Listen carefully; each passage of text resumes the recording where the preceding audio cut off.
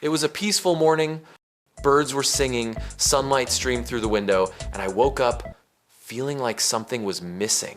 So, I did what any guy afraid of living a boring life would do. I sent a giant bouquet of roses to my neighbor's husband with a card that said, "I still think about you," signed under the name of his ex. What the? You still think about No, her. honey, Don't I can you? explain.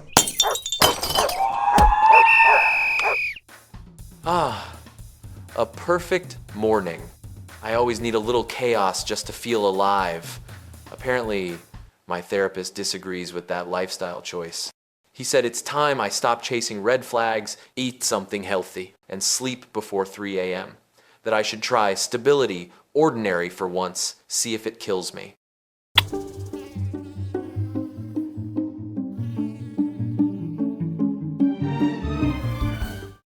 Everyone my age turned into responsible adults overnight. One's comparing diaper brands, another won't shut up about his air fryer like he discovered fire itself. The dude who used to shotgun beers at 2 a.m., now in bed by 9, drinking chamomile tea, posting grateful. They talk about taxes, fiber intake, and mortgage rates. I talk about the emotional trauma of replying haha instead of LOL. I've always been scared that the moment I step into commitment, I'll want to step right back out, feeling bored, dull, like one of those Netflix couples who fight over who left the light on. I'm afraid I'll miss out on my grand dream of, wander through life like a charming, unshaven philosopher. When life's calm? Wait, where's the drama? Where's the fire? Did we get canceled? Peace feels like a trap, like something bad's hiding behind it. So instead of enjoying calm, I create chaos. Miss the thrill of survival? Start an argument. Life going too well? Self-sabotage, baby. Bob said I got too used to chaos as a kid. Now I can't relax unless life's about to slap me in the face. Bob stopped me before I could start ranting about my childhood and all my excuses, said he didn't have time for it. I pay you for this. Not enough to sit through that trauma dump. Truly a dedicated therapist, but he taught me how to enjoy a normal life. He said, peace isn't the same as boredom. The difference is attention. Boredom isn't caused by a lack of excitement. It's caused by the lack of focus on what's real. I didn't even know what he was trying to say. It means you're bored because you're not paying any attention. I've been chasing dopamine like it's a side hustle. Scroll, swipe, overthink, repeat. At this point, peace feels illegal. My brain runs on plot twists, not mindfulness. Still, I decided to try what he said. No music, no notifications, just me, coffee, and my cat staring, waiting for my next mental breakdown. 5 minutes in, I almost called the police. The silence felt suspicious.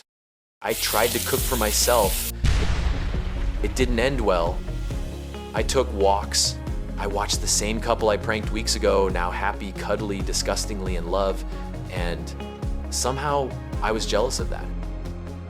I have to admit, I craved something normal. A proper dinner. Maybe pasta, maybe orange juice, maybe someone is waiting for me to come home. When I deleted TikTok and started trusting real people again, not the TikTok philosophers, Liar. Digger. I realized I wanted a family. Bob even told me to stop watching YouTube, cut social media entirely. And after a while, something weird happened. My brain stopped yelling. I didn't feel like I had to be a clown for the universe anymore. Everyone online arguing, pretending, shouting over each other about stupid stuff. I used to join them, and now I just couldn't stand it. I was tired of parties where everyone pretends to connect while checking their phones every 10 seconds.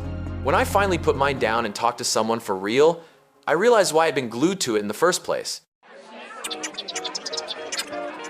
You sound kinda dumb.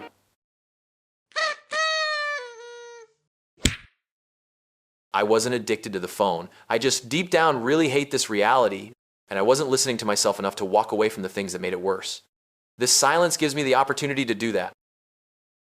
Bob said something that stuck with me. Everything you see and hear shapes your subconscious. You live according to it. You start believing the noise is reality, but it isn't. And he was right. For years, I believed happiness came from Bali trips, or designer clothes, or sounding interesting enough for strangers online. That success meant looking the part. That piece was something I had to buy. You've got to live your life. Travel, buy stuff, experience everything.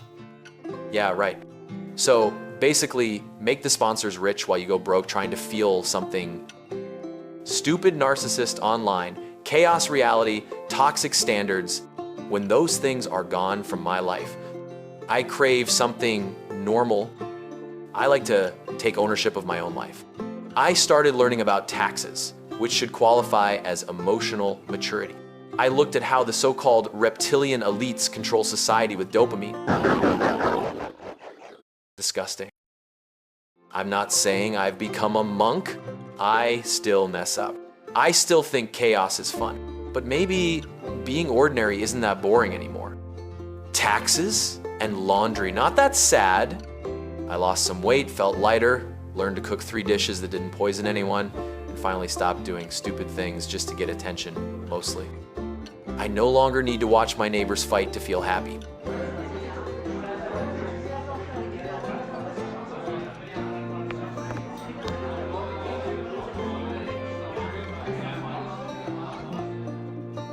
One afternoon, I was out on one of my peaceful walks.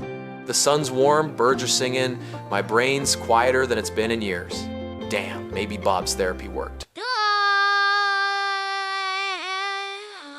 That's when I hear this unholy scream. Bob, my calm, collected Buddha with a mortgage therapist, screaming like a kettle left on the stove, flipping through the air on a bright red bungee cord, head shiny as divine justice, mouth open, soul leaving body. This is the man who told me stillness is strength. And now he's spinning through the air like a terrified cinnamon roll. Joe, mindfulness is about letting go. Yeah, I dare you to let go of that rope, Bob. I guess everyone still needs a little chaos sometime.